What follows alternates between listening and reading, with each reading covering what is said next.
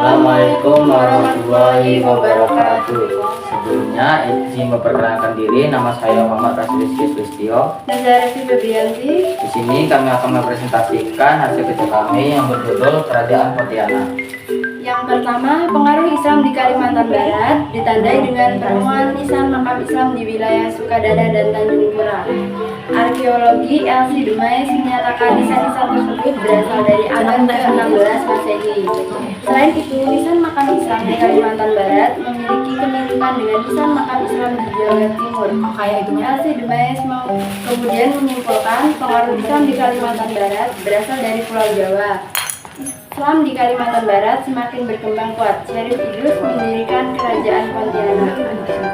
Kondisi geografisnya, pusat Kerajaan Pontianak diperkirakan berada di persimpangan antara Sungai Landak, Kapuas Kecil dan Kapuas Besar. Di pusat pemerintahan Kerajaan Pontianak terdapat Masjid Sultan Syarif Abdurrahman dan Istana Kadriyah yang sekarang termasuk wilayah kelurahan Dalam Bugis, Kecamatan Pontianak Timur. Struktur tanah di Pontianak termasuk jenis tanah liat. Jenis tanah ini berupa gambut bekas endapan lumpur Sungai Kapuas. Oleh karena itu, kondisi tanah di Pontianak sangat labil dan kurang cocok kembangkan sebagai lahan pertanian. Selanjutnya ada kehidupan politiknya. Perkembangan Islam di Kerajaan Pontianak berkaitan erat dengan keberadaan rombongan dakwah dari Tarim. Rombongan tersebut terdiri atas beberapa ulama yang berupaya mengajarkan Al-Quran, ilmu fikih, dan ilmu hadis. Salah satu anggota rombongan dakwah tersebut adalah Syarif Idrus. Syarif Idrus bersama anak buahnya menyusuri Sungai Kapuas sambil berdakwah hingga menepat di suatu tempat. Tempat inilah yang kemudian berkembang menjadi pusat kota Pontianak. Dengan perkembangannya, Syarif Idrus diangkat sebagai pemimpin masyarakat Pontianak dengan gelar Syarif Idrus Abdurrahman Al-Idrus. Sebagai pemimpin, Syarif Idrus kemudian membangun Istana Kadriyah dan benteng pertahanan dari kayu. Sejak saat itu, rakyat Pontianak menganggap Syarif Idrus sebagai Raja Pontianak. Syarif Idrus Abdurrahman Al-Idrus memerintah Kerajaan Pontianak pada tahun 1771 sampai 1808. Kemudian, pada tahun 1778, FOC tiba di Kalimantan Barat. Kedatangan FOC tersebut mengganggu kestabilan Kerajaan Pontianak. FOC menghasut Syarif Idrus agar menguasai kerajaan-kerajaan yang selama ini menjadi sekutu Kerajaan Pontianak. Dengan bantuan FOC, pada tahun 1787, Kerajaan Pontianak berhasil menguasai Kerajaan Tanjung Pura dan Mempawah.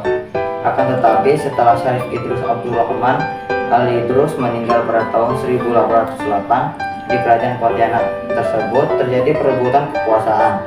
Perebutan kekuasaan tersebut terjadi antara putranya, yaitu Syarif Kasim dan Syarif Usman.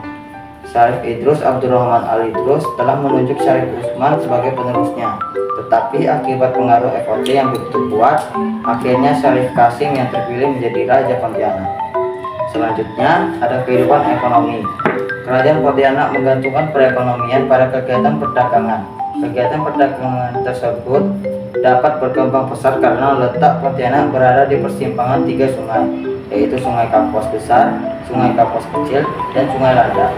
Kerajaan Pontianak juga membuka pelabuhan sebagai tempat interaksi dengan pedagang dari luar wilayah Kalimantan.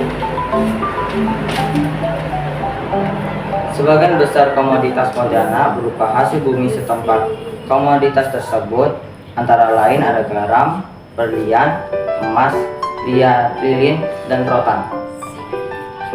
Selanjutnya ada garam menjadi komoditas utama yang menarik banyak pedagang dari luar Pontianak. Kerajaan Pontianak menerapkan pajak bagi para pedagang dari luar daerah untuk meningkatkan perekonomian. Kerajaan Pontianak berusaha menarik para pemilik modal untuk menanamkan modalnya di Pontianak. Melalui perdagangan pula, FOC dapat menanamkan pengaruhnya di Pontianak. Kedatangan FOC di Pontianak diawali pada tahun 1778 Saat itu seorang asisten residen FOC di Lembang yang bernama William Hardin Pola meminta izin kepada Syarif Idrus berdagang di Pontianak. Syarif Idrus memberikan wilayah tanah 1000 sebagai bandar FOC di Pontianak. Beberapa tahun setelah berdagang dengan damai, FOC mulai melakukan praktik monopoli perdagangan. Tindak FOC ini memicu konflik dengan pedagang-pedagang lokal. Selanjutnya ada kehidupan agamanya. Salah satu ulama terkenal yang melakukan syiar Islam di Pontianak adalah Habib Hussein Al-Ghabri. Habib Hussein berhasil menarik simpati rakyat Pontianak untuk memeluk Islam. Habib Hussein melaksanakan kegiatan dakwahnya secara berpindah-pindah. Setelah berdakwah di Matan, Habib Hussein memindahkan dakwahnya ke Mempawah hingga wafat. Sepeninggalan Habib Hussein, peranan dakwah dilanjutkan oleh putranya yang bernama Pangeran Syahid Abdurrahman Nurul Alam. Kemudian ada kehidupan sosial. Masyarakat Pontianak dibedakan menjadi beberapa kelompok etnik.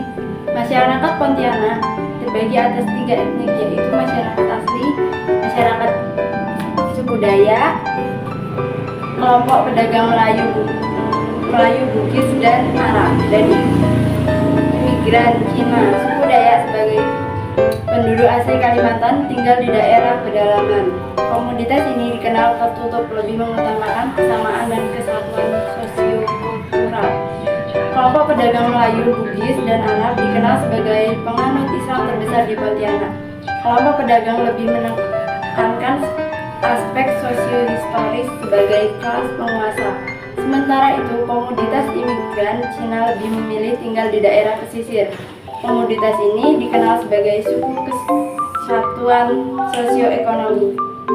Sekian presentasi dari kami akhiri. Wassalamualaikum warahmatullahi wabarakatuh. Waalaikumsalam.